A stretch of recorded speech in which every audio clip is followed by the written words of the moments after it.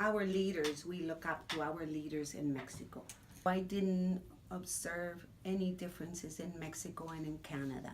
I came with the same expectations, good qualities, like the good qualities in a good leader would be, for me, in my case, would be to have, to be communicating with us all the time, for my leader to trust me and my work and support me.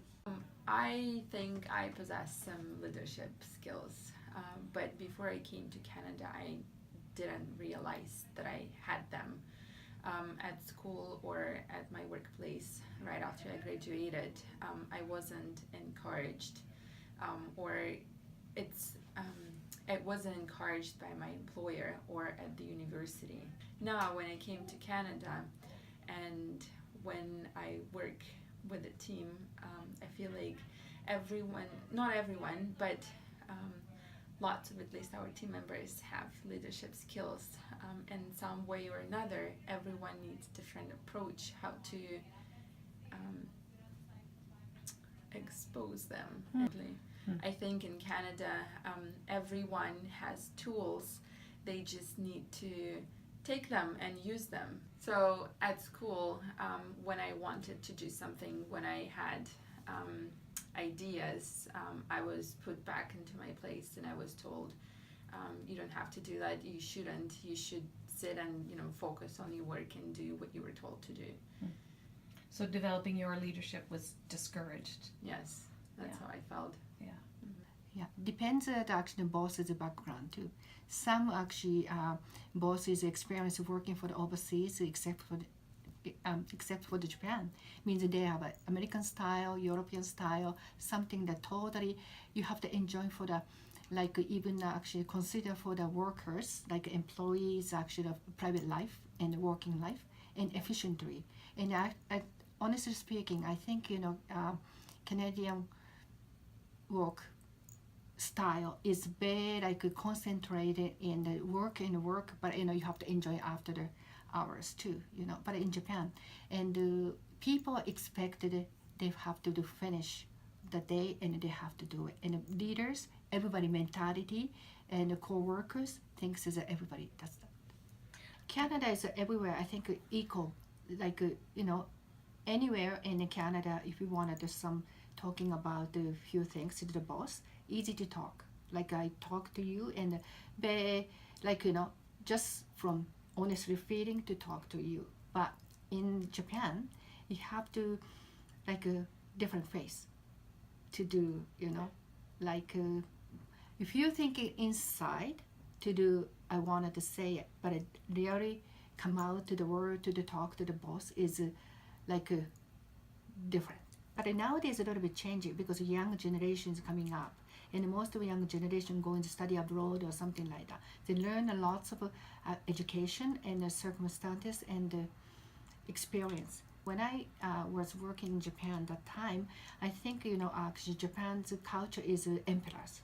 So everybody obey for the emperors. Means it look like a philosophy like that. So that's why company, especially Japanese company, always you're not allowed to talk to the just bottom of the actual employee to go up to the actual president, step by step. And if you wanted to say something, no, you have to say in the face and you have to hold it, I think depends on which way you're looking at. I think corporation things are changing now. From back days when I was a student there, the leaders were sort of, they got protected and guarded by some of their trusted people, so you can have to go buy them to go and meet the leader. So certainly there was a hierarchy involved.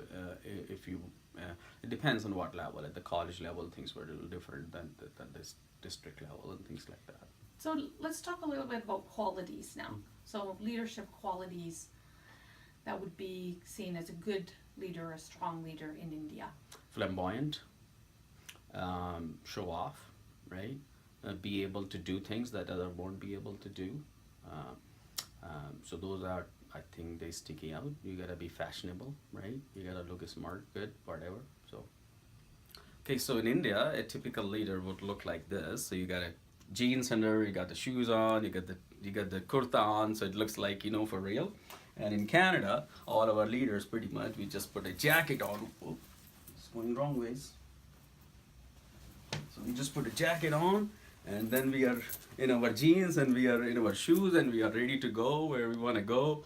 And once you get the coat on, you get the label on, you are a leader, working leader, Canadian leader. Canadian leader.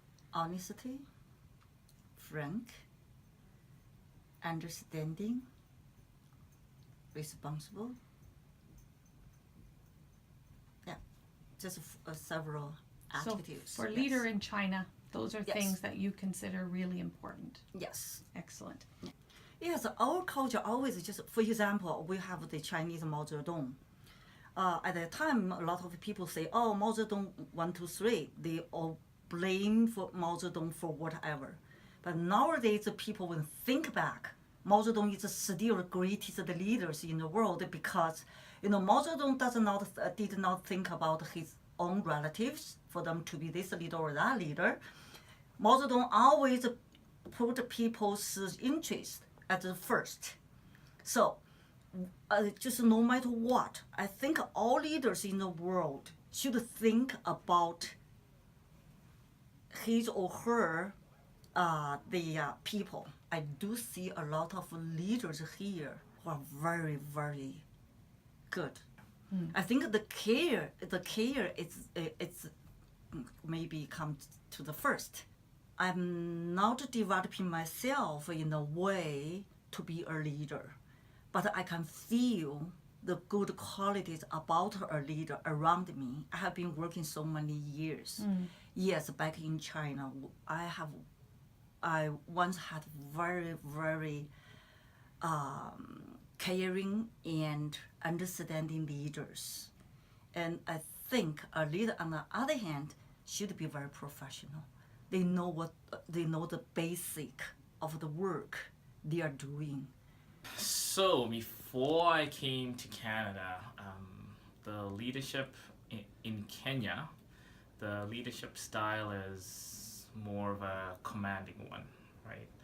The leader is almost like there's a very big power dynamic. So my leader is almost like a god, right? Very commanding. What they say is basically the law. There's somebody you look up to. You don't ask questions. You just do what you're told. And even if you're disgruntled, you just kind of keep it to yourself.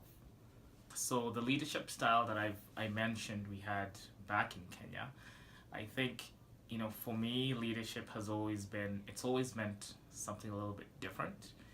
And I think coming to Canada has allowed me to see, to compare what I had and to actually see leadership for what I think it should be. In Kenya, leadership comes with a position and it comes with age as well. So anybody who is older than me really is my leader. The leaders that I've worked under in Canada have been very, very approachable. We know that at work, this is somebody I report to, but the relationship is very, how can I put it? Yes, I know we're there to work, but I don't live in fear of this person. The person is there as my leader, but they're there to teach me. They're there to guide me. So I'm not, I remember always being told, don't be afraid to make mistakes, as long as you learn from them.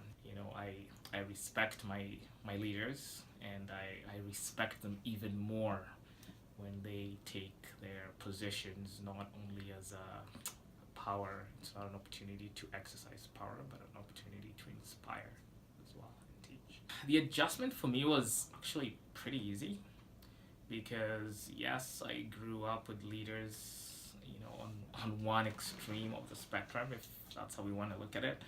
But I always saw myself I always saw a leader the way I experience it in Canada now. When we were in school, it was always usually a couple of leaders I can remember. That first person that comes to my head is Jawaharlal Nehru. He was the first Prime Minister of independent India. and Indira Gandhi was also Prime Minister. So for me, at that point, from Indian cultural aspect, it was somebody who had that charisma, was able to influence people with his words, and able to get them to achieve a goal by encouraging them that this is what they deserve. But here, I think it's more so the concept that everyone has the ability to be a leader in their own way. Leader doesn't necessarily just mean one person herding the crowd, or one person leading everything. Women still struggle in those countries. If you are a woman leader in those, yes, Indira Gandhi was the only woman prime minister. After that, we didn't have an Indian prime minister. That itself kind of tells you something. There are women in management, yes, in higher positions, but very less. And opportunities are there. They say we're equal opportunity, but I hear it's very difficult for women to get there. Whereas in Canada, it's not. So with leaders and leadership, what I observe back home in Zambia and in Africa in general is the leaders there demanded respect. It's not something that's usually earned. Is when you see a teacher, that's like the first leader you get to interact with, and they expect you to like have this respect for them. Whether or not you do respect them is a different story. When it comes to like gender, it is males are generally supposed to be respected more compared to women, and from what I noticed as a child mostly was the males usually would say what they want, and the females or the women at that time had to respect and do as the men said, whether or not they agreed with that. My favorite instructors, my favorite teachers growing up, some of my favorite aunties, they would not expect of you to respect them, but they would teach you how to do things, and with you learning from them, you gain this respect because it's earned as opposed to forced. Back at home, I didn't experience a lot of authoritarian leadership style, and I found that I retaliated a lot when it came to that, because I didn't want to be forced to do something that I did not believe in. And the difference between being back home and in Canada, one more thing I should mention about leadership back home is the dress code is a bit different. Like, they're really, when they see themselves as a leader, the dress code is like very professional and it's up there. Whereas when I came to Canada, the leadership styles were mixed. I experienced both the authoritarian, and some of it was almost like friendship. So some of them would lead you in a way that they want you to follow, and others were, I say so, you do so. So it's been a mix, and it taught me a lot as well on what to expect and what to follow as a leader. Good leader is charismatic. There are leaders they don't follow the lead, and they carry themselves in a certain way. Like they don't impose that power on you. They actually stoop a little bit. Like, they don't use their title as a leader. They come to you almost as a friend or an equal. When I went home about 3 years ago, I noticed that there was a lot of Western influence in the way leaders were carrying themselves. I see it as a negative, more so if your intention is to wipe out completely what defines the nation. If you're just borrowing and using things and changing them to still fit and mix just to improve, then it's not so much of a negative. But if you are not very learned or educated, it's very easy to just say, I don't want this and I want that. You don't see the need of mixing, getting this and getting that and making it work better. So taking best practices from both, yes, to make one better. It will be a hybrid. So I think a hybrid is better than wiping out completely.